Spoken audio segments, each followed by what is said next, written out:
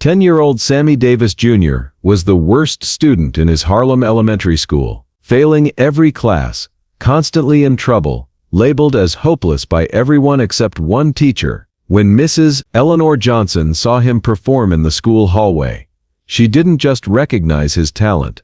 She saved his entire future by fighting a system determined to throw him away. It was 1935, and PS 186 in Harlem was like most schools in poor neighborhood, overcrowded, underfunded, and quick to give up on children who didn't fit the mold. For 10-year-old Sammy Davis Jr., school was a daily nightmare of failure, frustration, and labels that seemed impossible to escape. Sammy couldn't sit still. He couldn't focus on lessons. He was constantly moving, constantly performing, constantly getting in trouble for disrupting class. His grades were abysmal, thus across the board, in reading, writing, arithmetic, and behavior. Teachers complained that he was unteachable, disrespectful, and destined for failure. "That boy will never amount to anything," Mrs. Henderson, his third-grade teacher, had written in his file. "He lacks focus, discipline, and basic intelligence.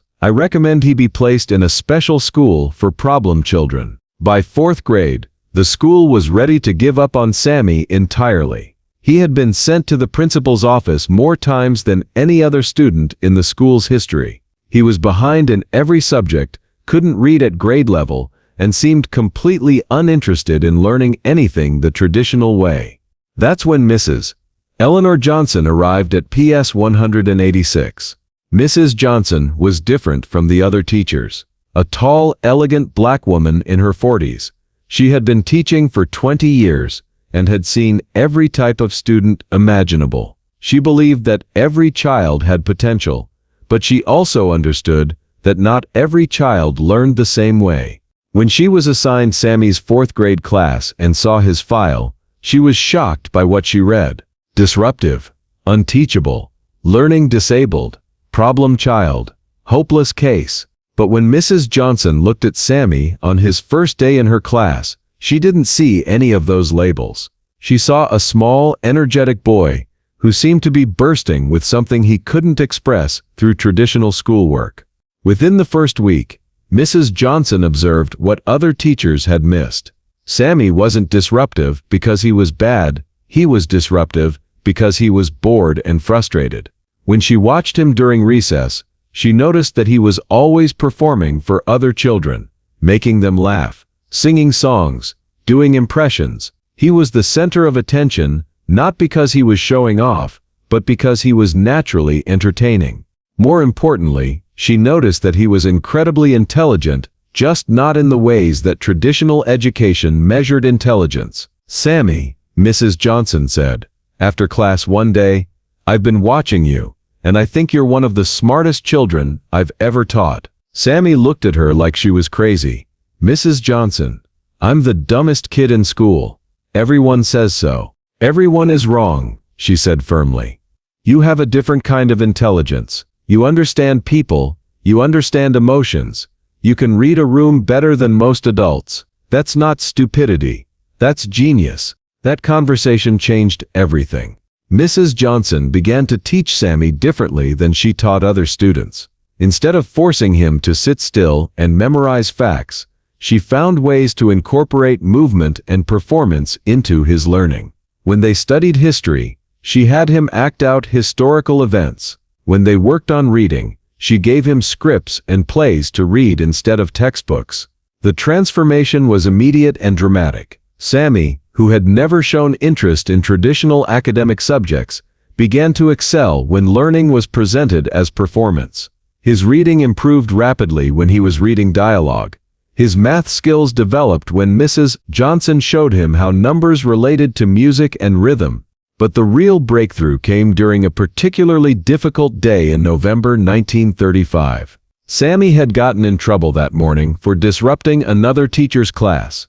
He had been sent to the hallway as punishment, where he was supposed to sit quietly and think about his behavior. Instead, Mrs. Johnson found him putting on a one-man show for a group of students who had gathered around him during their break. He was doing impressions of all the teachers, singing popular songs, and telling jokes that had the other children doubled over with laughter. His performance was so engaging that students from other classes were sneaking into the hallway to watch. Instead of scolding him, Mrs. Johnson watched in amazement. This wasn't just a child goofing off, this was a natural performer with incredible charisma and talent. At 10 years old, Sammy had better stage presence than many professional entertainers. "Sammy," she said, after the other students had gone back to class, "how long have you been able to do that?" "Do what?" "Perform like that. Make people laugh. Hold their attention. Make them forget where they are." Sammy shrugged. "I don't know. I just do it." "Sammy, what you just did is extraordinary. You have a gift." "It's not a gift," Sammy said, looking down at his feet. It's the only thing I'm good at, and it keeps getting me in trouble." Mrs. Johnson knelt down to his level.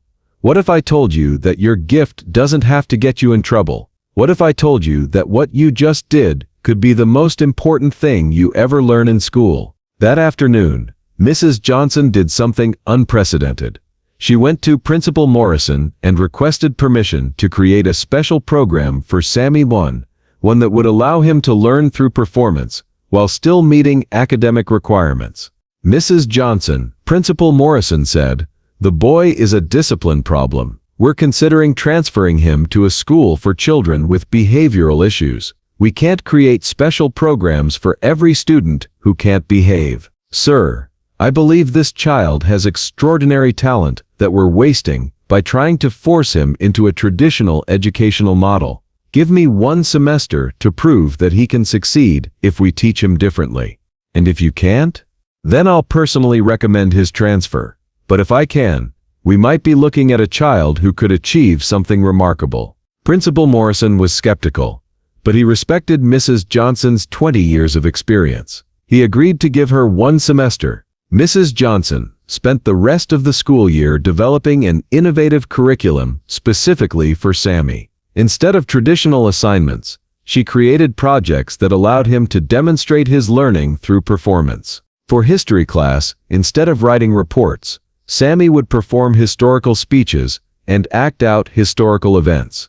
For English, instead of book reports, he would perform scenes from the books and create his own dramatic interpretations. For science, he would explain scientific concepts through songs and demonstrations. The results were extraordinary. Sammy's grades improved dramatically, but more importantly, his behavior problems disappeared entirely. When he was allowed to learn and express himself through performance, he became one of the most engaged and enthusiastic students in the school. Other teachers began to notice the change.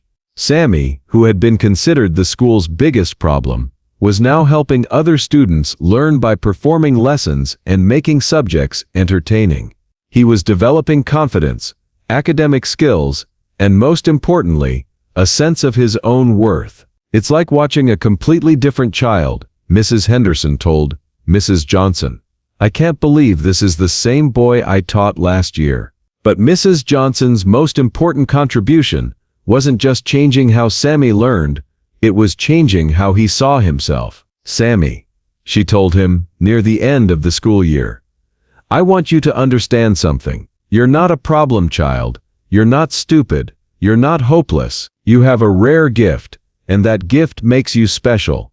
Don't ever let anyone tell you otherwise." "But Mrs. Johnson, what if other teachers don't understand? What if they just see me as a troublemaker again?" "Then you'll have to show them what I see in you. You'll have to prove that being different isn't the same as being wrong." Mrs. Johnson also did something else that changed Sammy's trajectory forever. She arranged for him to audition for a local theater group that was looking for young performers. She believed that Sammy needed to be around other people who shared his talents and understood his gifts.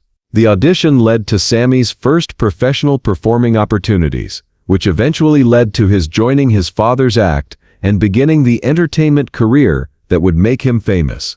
Years later, when Sammy was a star performing on the biggest stages in the world, he never forgot Mrs. Eleanor Johnson. In 1960, when Sammy was headlining at the Copa in New York, he received word that Mrs. Johnson, now in her 70s, was in the audience, he stopped the show. "Ladies and gentlemen," Sammy announced from the stage, "there's someone in the audience tonight who changed my life. When I was 10 years old, I was the worst student in my Harlem elementary school. I was labeled as hopeless, unteachable, destined for failure. But one teacher saw something different in me. He found Mrs. Johnson in the audience and asked her to stand. Mrs. Eleanor Johnson didn't just teach me how to learn. She taught me how to believe in myself. She took a child that everyone had given up on and showed him that being different could be a strength instead of a weakness. Mrs. Johnson, would you please join me on stage?" When Mrs. Johnson, now elderly but still elegant, joined Sammy on stage, there wasn't a dry eye in the house. Sammy hugged his former teacher and sang "The Way You Look Tonight," the first song he had ever performed in her class 25 years earlier. "Mrs. Johnson taught me that there's no such thing as a hopeless child," Sammy told the audience. "There are only children who haven't found the right way to show their gifts yet." After Mrs. Johnson passed away in 1965, Sammy established the Eleanor Johnson Foundation for Alternative Education, which provided funding for innovative teaching methods and support for children who didn't succeed in traditional educational settings. "Mrs. Johnson saved my life," Sammy said at the foundation's inaugural event.